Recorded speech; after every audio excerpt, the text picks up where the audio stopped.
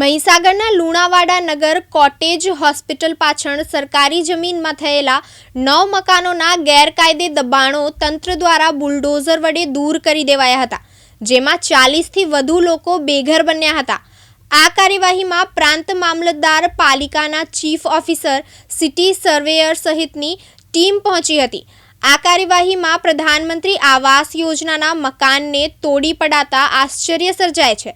લુણાવાડા નગરમાં cottage hospital પાછળ સરકારી જમીનમાં ડિસ્ટ્રિક્ટ ટ્રેનિંગ ટીમ માટે ફાળવેલી જમીનમાં પ્રધાનમંત્રી આવાસ યોજના હેઠળ બનેલા 2 મકાનો સહિત 9 મકાનોના દબાણો હટાવવાની કામગીરી હાથ ધરાઈ હતી। પ્રધાનમંત્રી આવાસ યોજનાનું મકાન મંજૂર કરતી વખતે માલકીની જમીન ચકાસણી કર્યા બાદ મંજૂરી પ્રક્રિયા હાથ ધરાતી હોય છે।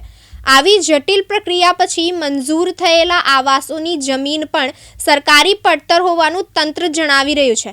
ત્યારે પ્રધાનમંત્રી આવાસ યોજનામાં લાભાર્થીના ખાતામાં તબક્કાવાર નાણાં જમા થાય છે। ઉપરાંત મકાનના નિર્માણ કરતી વખતે પાયગા, પ્લિન્થ, સ્લેબ લેવલના જમા કરાવેલ ફોટા સહિત તમામ બાબતો રજૂ કરાતી હોય છે।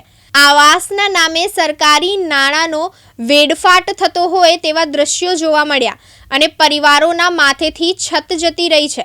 ત્યારે શું મંજૂર કરેલ આવાસના અધિકારી તેમજ સુપરવિઝન કરતા અધિકારી સામે કોઈ પગલાં લેવામાં આવશે કે નહીં તે જોવું રહ્યું। આજે દબાણ હટાવવાની કામગીરી થઈ રહી છે, જેને લઈને શું કહેશો સર?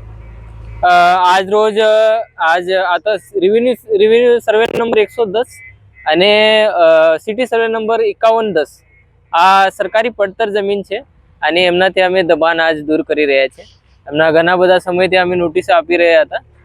3-4 મહિના પહેલા પણ એમના એકવાર નોટિસ આપેલા હતા અને અત્યારે ઉત્તરાયણ સુધી અમે રોકેલા હતા અને અત્યારે આ દબાણની પ્રક્રિયા દૂર કરવાની પ્રક્રિયા સવારથી શરૂ છે અને આ સાંજ સુધી આજ ચાલશે। કાચા પાકા મકાનો છે અને આ દબાણો ઝડપથી દૂર કરવાની ચાલી રહ્યા છે। સર, એક પરિવાર છે જેને આવાસ મંજૂર થયેલું છે, ત્યાં આવાસની તકતી પણ લગાવવામાં આવી છે। એને પણ નોટિસ એક જ મળી હતી, ત્યારબાદ રજૂઆત પણ કરી હતી।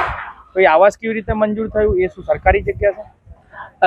આ વાત અમારી જાણ હેઠળ છે। 3-4 મહિનાથી અમે જોઈ રહ્યા છે, પણ અમે આ જોયેલ છે કે આ સરકારી જમીનમાં મકાન બનાવેલ છે અને એમની જમીન પાછળના ભાગે છે। એમનું સિટી સર્વે નું એવું કેવું છે એમાં। સર, આમાં આવાસ સરકાર મંજૂર કરતી હોય છે, પૈસા પણ સરકાર આપતી હોય છે, તો એની દેખરેખ કરવામાં નહીં આવી હોય, કેવી રીતે તકતી લગાવવામાં? એક અરજદારની પણ જવાબદારી છે ને કે અમારે જમીન અમારા મકાન બને છે આ કરેક્ટ જમીનમાં બનાવે, આ તો એમની જવાબદારી છે ને, સરકારની તો જવાબદારી છે કે સરકાર દ્વારા પણ એક લોકેશન ટ્રેક કરવામાં આવતું હોય છે, જે તે સમયે એ દરમિયાન સરકારી જ કર્મચારી આવ્યા હશે ને ત્યાં? અમે તો આને એમાં તો અમે આગળ પણ જોઈ લઈશ કે કઈ રીતે આ થયેલ છે, પણ અત્યારે તો અમે પ્રથમ દૃષ્ટિએ જોયેલ છે કે આ સરકારી જમીનમાં છે અને હાલ મકાન બની પણ ગયું છે, તકતી પણ ચોંટાડવામાં આવી છે, સરકારી પૈસાનો દુરુપયોગ થયો છે, કોની જવાબદારી છે?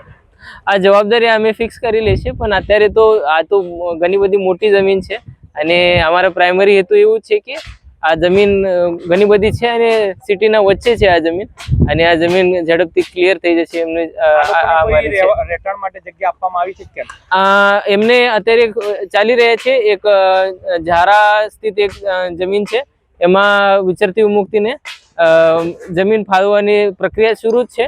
આ ટૂંક સમયમાં કમ્પ્લીટ થઈ જશે અને આ સાથે જ એમની તાત્કાલિક વ્યવસ્થા અમને લુણાવાડા ખાતે એક રહેન બસેરા છે ત્યાં અમે કરેલ છે। અન્ય લુણાવાડામાં દબાણો છે એ પણ દૂર કરવામાં આવશે ખરા? અત્યારે તો આ જમીન અમારા ટાર્ગેટ પર હતા, કારણ કે અત્યારે આ જમીન ઉપર ડીટીટી ને અને બાકી બીજા સરકારી કચેરીઓને જમીને આપેલા હતા, તો અમે ટાર્ગેટ ઉપર હતા કે આ ક્લિયર કરવાનું છે। જેવી રીતે એમના આવી જશે, તકરારી આવી જશે અથવા કમ્પ્લેન્ટ્સ આવી જશે, તો અમે ટાઈમલી એમને સોનેલા રોડ ઉપર કેનાલ ઉપર આજે 20 વર્ષથી નોટિસ આપી છે, એ લોકોને કોઈ આજ દિન સુધી દબાણ નથી દૂર કરવામાં આવ્યા. આ પરિવારોને કેમ દબાણ દૂર કરવામાં આવતા છે? અમે આપણ પ્રક્રિયામાં અમે જોયેલી છે કે ક્યાં સરકારી પડતર છે, અને આ સોનેલા નજીક છે તો ત્યાં પણ અમે દબાણ દૂર કરવાની પ્રક્રિયા ચાલુ કરી દઈશ.